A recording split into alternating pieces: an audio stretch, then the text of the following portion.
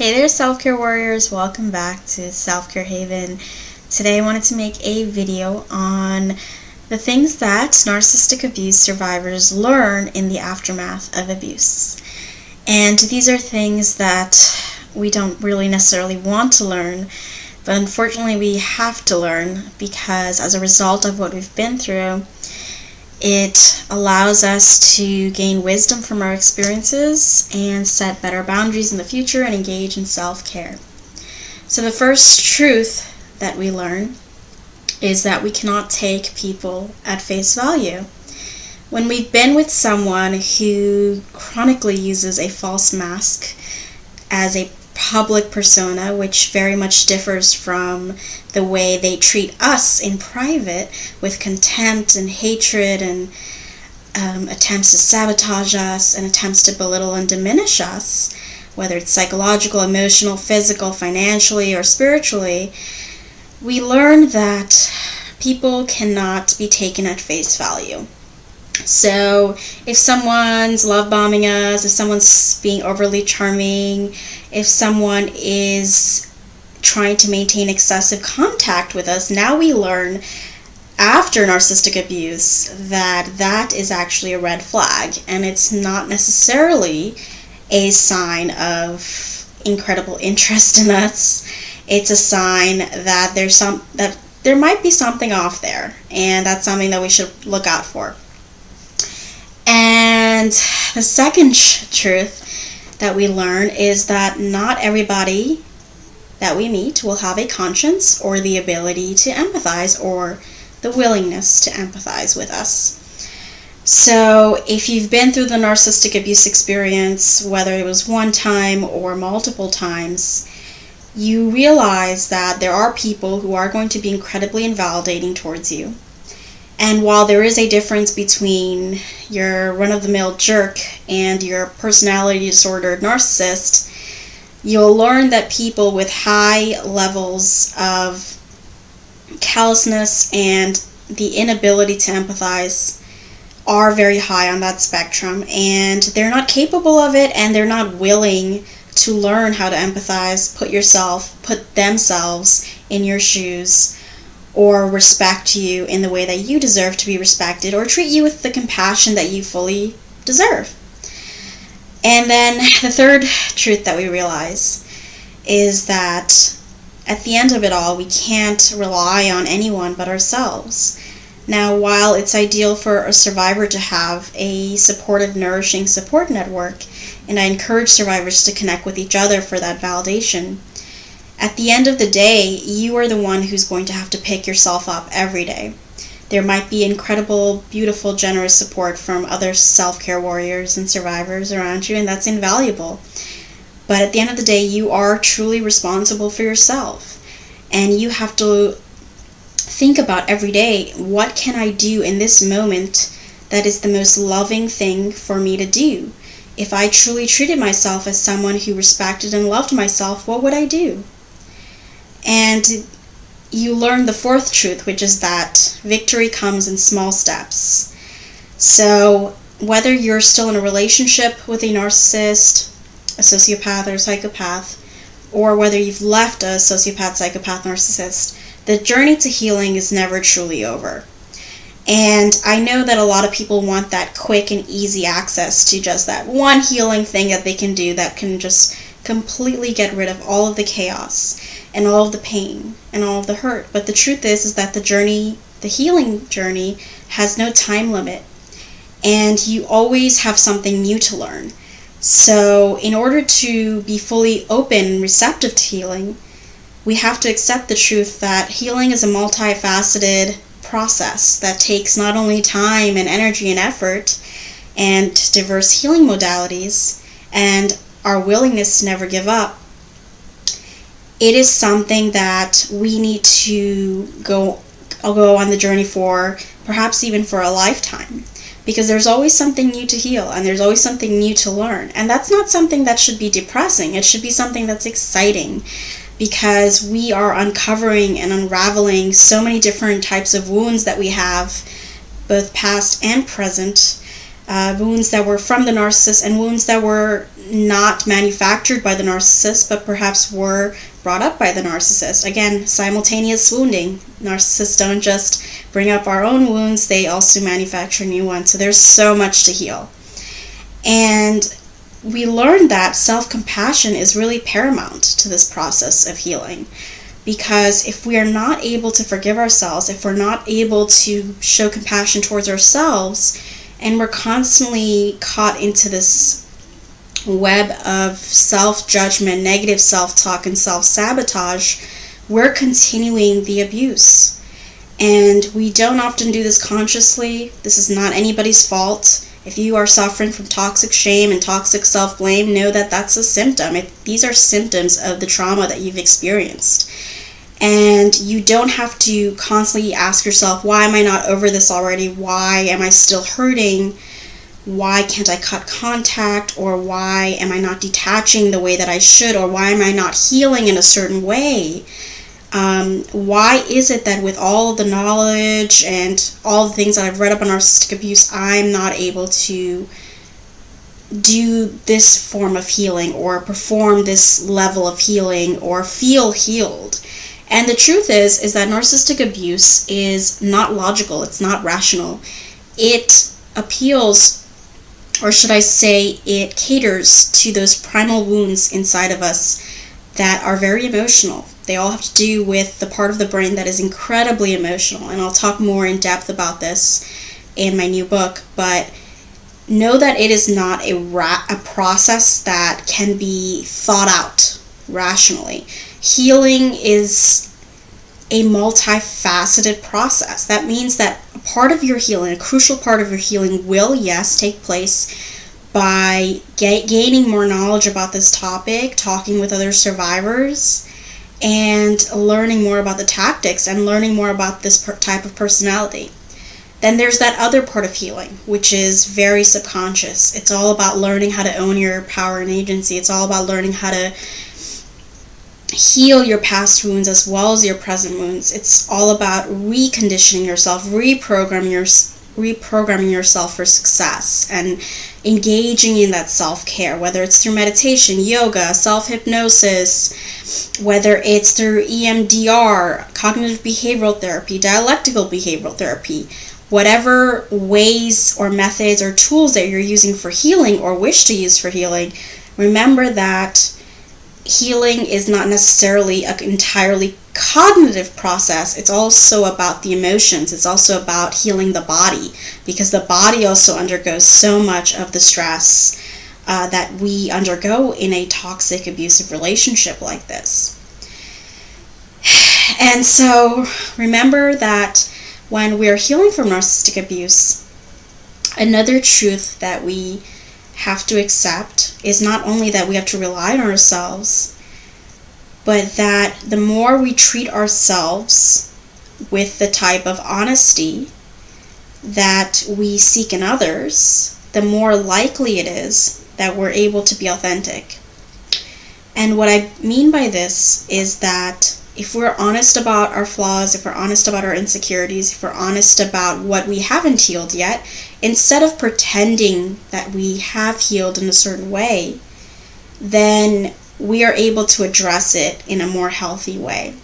So if you want to minimize or deny how much you're hurting, remember that the most compassionate thing you can do for yourself is acknowledge how much you are hurting, acknowledge where you are now, and if you want to reach certain goals in the future, acknowledge that that's also what you want. So it's a sort of forward movement that still acknowledges the present moment. It acknowledges that you are exactly where you need to be right now. Now, whether that means that you're, crying on a daily basis, or you're ruminating, whether that means that you need to access different forms of help in other ways, or maybe you need to try a different type of healing tool or method, whatever it is, radically accept where you are now. And by radically accepting that present moment, you're able to actually go even further than if you judged yourself for where you are in this present moment. So I hope these truths help to bring into perspective that healing is a multifaceted journey. It can be a lifetime journey, and it's all about learning. It's all about taking small steps. It's about self-forgiveness. It's about self-compassion. And one of the truths that I found we need to be more self-compassionate about is that we are not going to trust everyone after this type of experience, nor should we. Trust has to be earned, and that's another truth that may be very challenging for survivors to accept and embrace, because we want to feel as if we can trust people and that people should not have to earn our trust. But the truth of the matter is that they should earn it. I mean, when it comes to the mask slippings of the narcissist, we know for a fact that a person's true self does not unravel until later on, until we've been invested. So a person has to really earn our trust, and it's okay if we don't trust someone we just met, and it's okay for us, especially those people pleasers watching right now. It is okay. It's okay for you not to trust this random stranger, or even if you have like a friend who you've known for a long time, but you begin questioning their motives because of what you've learned about the narcissistic abuse experience. That's okay. It's okay to question people. It's okay to be self-protective. It's okay to be number one and make ourselves number one, and to prioritize ourselves. Those of us who've gone through chronic trauma and abuse, we've learned to walk on eggshells. That's our normal.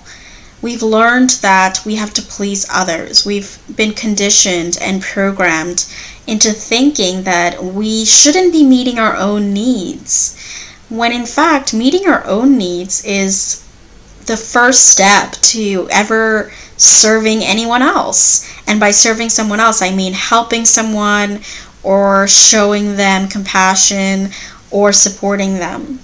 We also have to show that to ourselves first. We have to be able to take care of ourselves, rely on ourselves, and really understand that our self-care is a priority. And it's okay if that means, as part of our self-care, that we don't just give out our trust before it's been earned. So I hope these truths help you. I hope it helps to reframe some of what you've been experiencing. If you don't feel like you are where you need to be at your healing journey, that's okay. There is no rush. There is literally no rush. You don't have to feel completely healed in order to be a self-care warrior.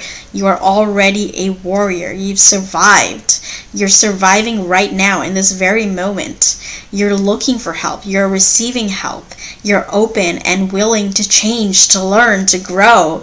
And it doesn't matter where exactly you are at this moment, because guess what? Every step, every small step paves that path to that bigger outcome that you're seeking. And you are a warrior. You will be a warrior even if you don't consider yourself one right now. And there is no need for you to rush your healing process or judge yourself for what you haven't healed, or even blame yourself for anything that you might have done or said that feels as if you're going backwards, because the healing cycle, the healing journey is not some sort of linear process that has this definite endpoint. It's an infinite process. It's a beautiful journey of learning and growing and healing through small steps, and it leads to those bigger outcomes that you're seeking. What we have to do is really learn to release some of the resistance that we have, and understand that we cannot force ourselves to be at a place different from where we want to be if we're not even willing to accept where we already are. We have to be willing to accept where we already are. And that doesn't make you any less of a warrior. It doesn't make you any less of a survivor. It doesn't make you any less strong. Accept yourself, and embrace yourself, embrace the journey. I know that the journey is challenging, it's traumatic, but it can also be incredibly empowering. It can also be incredibly validating. And it can even be fun sometimes, in the sense that we are learning so many new things about ourselves and about others and the world. Look at it with curiosity. Look at the healing journey and the healing process with curiosity. And then you'll realize that you're a little bit more open and receptive and willing to consider methods and tools that you may not have considered before. And you are more willing to conquer those fears that you have. I always recommend that survivors do something at least every week, if not every day, that they fear. And these could be small things that they fear, like fear of public speaking, fear of talking to a stranger, fear of doing this or that. Now, that doesn't mean that we're going to completely trust everybody easily that we let into our lives. But it just means that we're approaching the world with curiosity. We're going back to that kind of childish excitement, which is not really childish. I think it's actually a lot more mature than living the world as if we already have it figured it out. Because using that kind of childish curiosity about the world places a different perspective onto your journey. You're always constantly considering and questioning things instead of accepting things blindly. And that is how we learn so many new things that can help us to heal. That's how we open ourselves up to different perspectives, different people. And when I say opening up, that doesn't mean, again, like I said, it doesn't mean that we trust people that easily. We still have those boundaries. We still engage in that self-care. We still learn from our experience what to look out for, and we are still cautious about the red flags that we see and observe. But the healing journey doesn't have to be 100% painful. That's not what it's about. It's not supposed to be about just the pain. We can acknowledge the pain, we can live through the pain, and we can survive the pain, and we can address the pain, and we can cope with the pain, and we can do a lot of things with the pain that we have. We can channel the pain too. But the other side of healing is that light, that laughter, that curiosity, that excitement about rebuilding our lives and exploring things that we haven't explored before, conquering other parts of our past, and learning new things about ourselves, and really shedding light onto the parts of ourselves that we haven't addressed yet. What are some of the things and aspects of your personality that you've kept shrouded in the darkness because you felt as if you could not shine your light because of the situation you were in, and you were forced to dim your light instead? Those are the aspects that you can now turn to. Those are the aspects that you can put into the light and allow yourself to grow in. Allow yourself to see yourself in a whole different way. That's what healing is about. It's one of the things that healing is about, is that we find parts of ourselves and aspects of ourselves. We meet parts of ourselves that we haven't before.